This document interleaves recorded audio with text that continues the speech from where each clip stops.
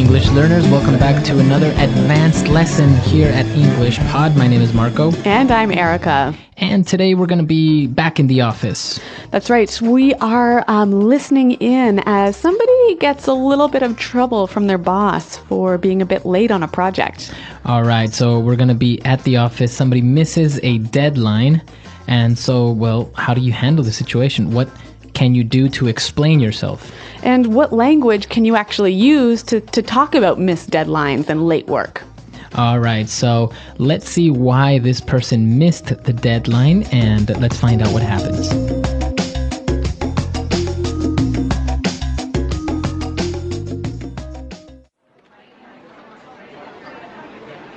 And so I just wanted to check in with you and find out where we are with this project. As you know, you missed a fairly significant deadline last week, and this will negatively impact the team's ability to move forward with the next stages of this project. I know. I'm really sorry that I missed the deadline, but really, it wasn't my fault. You see, we had all of these unexpected technical problems at the last minute, and I couldn't get into the database and extract the kind of information that I needed for the data analysis. You know, if the tech guys would have done their job and kept the CRM stable, then I wouldn't have missed my deadline. Oh, come on. An excuse like that is tantamount to lying. You're essentially blaming the tech team for your time management issues rather than accepting responsibility for the fact that you were procrastinating for the past 2 weeks. No, I'm not trying to pass the buck here. I know it was me who was ultimately responsible for getting this done. But the thing is, I could have finished on time if the system hadn't gone down. And you know, with everything I've got going on now, I can't afford to waste time dealing with technical problems. I've got a lot on my plate, and there are only 24 hours in a day. I'm not going to accept this excuse. You're using these small technical glitches as a crutch and trying to rationalize the fact that you've missed your deadline. Look, we have standards, and I expect you to live up to those standards. No more phony excuses. If you're in over your head, you tell me. No more missed deadlines. Now, I want that data on my desk by 9 a.m.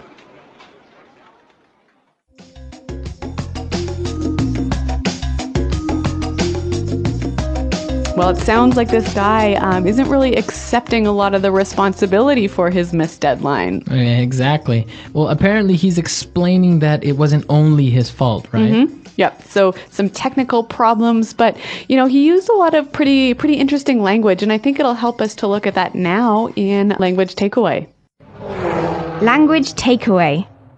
All right, so on language takeaway today, we have 5 words, and let's start with the first one. All right, well, the boss is not really happy with the excuse that the employee was giving, and he said an excuse like that is tantamount to lying.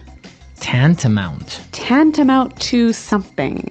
Okay, so if an excuse like that is tantamount to lying, what is he trying to say here? Basically, it's the same as, or it's almost the same as. So similar to. Mm-hmm. So if I say tantamount to something else, how would I use it? Marco, taking my computer without asking is tantamount to stealing. Okay, so even though I'm not actually stealing it or taking it home with me, it is almost like stealing. Yeah, and the interesting grammatical thing here is that we almost always use a gerund right after. So tantamount to verb ing. Okay, tantamount to stealing, tantamount to lying, tantamount to killing. Okay, well, on that happy note, let's go on to our next word. Now, the boss was really unhappy with the employee for procrastinating.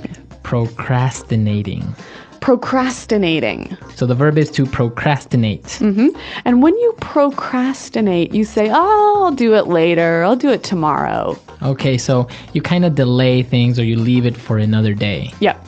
All right, very good. So to procrastinate. Mm-hmm. A favorite verb amongst college students. I actually thought for a little while that procrastinate was to have babies. Oh, okay. It's kind of similar. Yeah. What's the word? Procreate. Procreate. Yeah. See? So for a while, I always thought that procrastinate was like having babies. Like, why are you procrastinating? And I'm like, I'm not.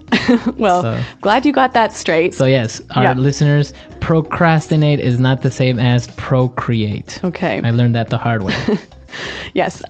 Well, it sounds like you had a little bit of a glitch in your understanding of language, and that's our next phrase. So in the dialogue, they were talking about some glitches with the system. A glitch in the system. Okay, so a glitch. Now, this is common among computers, right? A glitch is an error. Right. So when you're talking about a glitch and you're talking about computers, it's an error, a mistake. But we also use it to talk about any unexpected problem, a small unexpected problem. Okay, so a small glitch. Yeah. There was a glitch in our plan and we arrived 10 minutes late. Or I can say this movie has a glitch in the story. So there's a small problem in the story that doesn't make sense. Exactly. All right, so the employee was blaming his lateness on these small technical glitches, but the boss didn't believe this, right? Mm-hmm. The boss said, "You're trying to rationalize the fact that you missed the deadline." Okay, to rationalize. To rationalize. So the boss is saying that he's trying to rationalize. So that means, is he trying to make sense of it?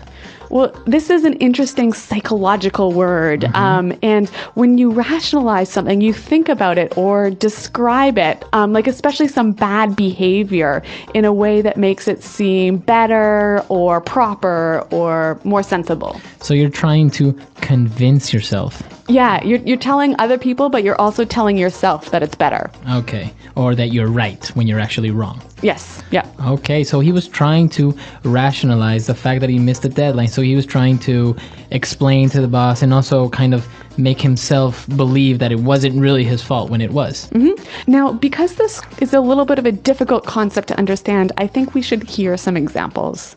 Example 1. You can't rationalize your son's behavior by saying he's going through a hard time. Example 2. As much as I tried, I couldn't rationalize buying such an expensive pair of shoes. Example 3. You know it was the wrong thing to do. Stop trying to rationalize it. Okay, so clear as daylight now, this word rationalize. All right, and our final word. So the boss really wasn't happy with these excuses, and he said, "No more phony excuses." Okay, phony. Phony. Phony, phony. So phony is basically false or fake. Right, so a phony statement. A phony watch. Okay, a fake watch. Yeah, not a Sony watch, but phony watch. A phony. So a lot of great words in this dialogue, but as you mentioned, we also saw some very interesting phrases that we can use in situations like this. So why don't we start now with Fluency Builder? Fluency Builder.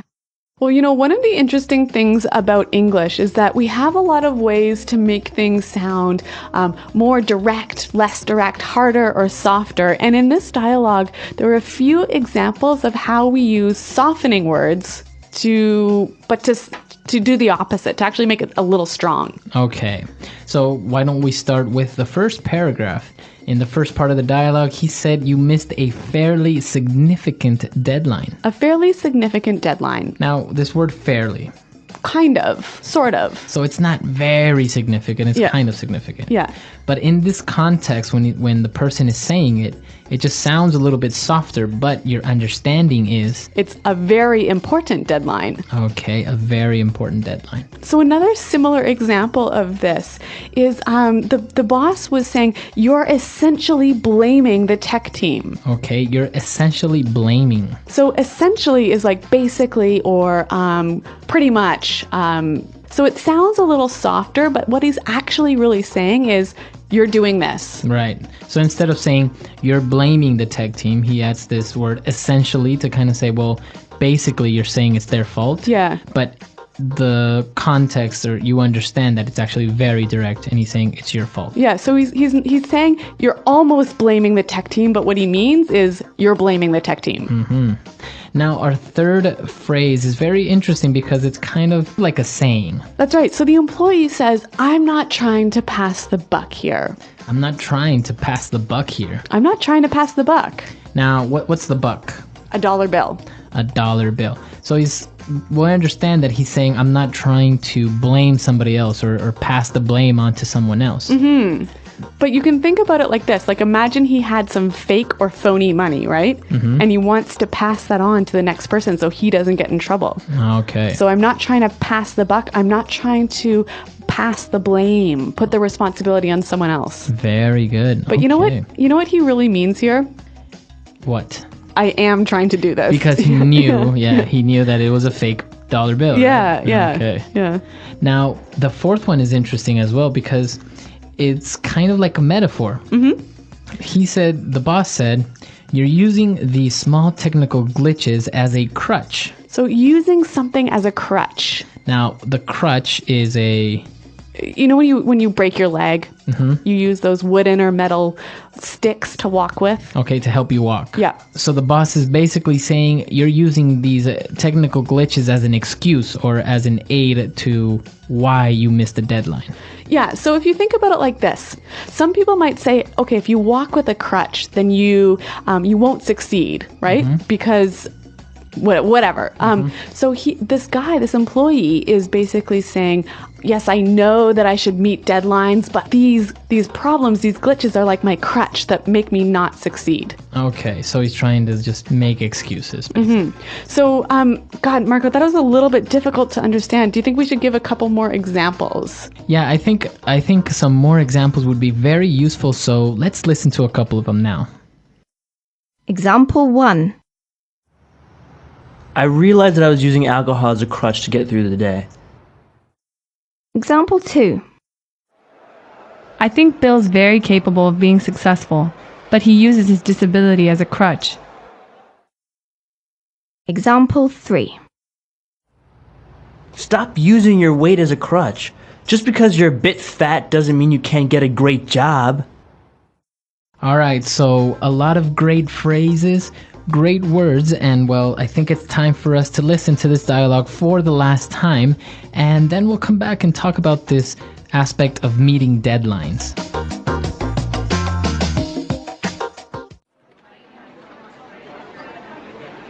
And so I just wanted to check in with you and find out where we are with this project. As you know, you missed a fairly significant deadline last week, and this will negatively impact the team's ability to move forward with the next stages of this project. I know. I'm really sorry that I missed the deadline, but really, it wasn't my fault. You see, we had all of these unexpected technical problems at the last minute, and I couldn't get into the database and extract the kind of information that I needed for the data analysis. You know, if the tech guys would have done their job and kept the CRM stable, then I wouldn't have missed my deadline. Oh, come on. An excuse like that is tantamount to lying.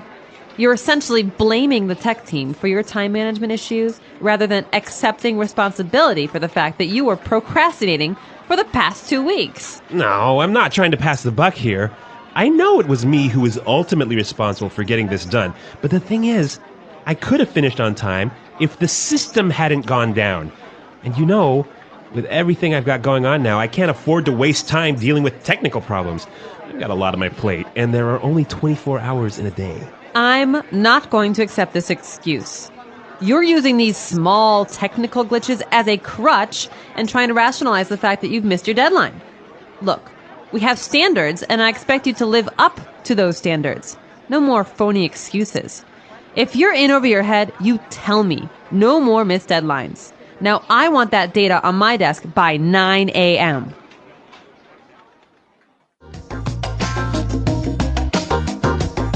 This employee got in a lot of trouble for missing his deadline. Exactly. I think it's a very important aspect of not only Western culture, but also in general, assuming guilt when it's your fault. Yeah. In this case, we saw that the employee didn't really want to accept the fact that it was his fault. Yeah, he didn't say, yeah, I know it was me, I'm sorry, and this is my plan to fix it. Now, this is very important among cultures because in some cultures, the aspect of losing face is so important, right? Right. So somebody may not really want to assume guilt, or they have to because it's part of the culture. But what's the standard in North American business practice? I would say that you would have to assume responsibility and take responsibility for your actions, right? And say, yes, it's my fault, I did it, but I'm going to get it fixed, or I'll do it, or I'll make up for it.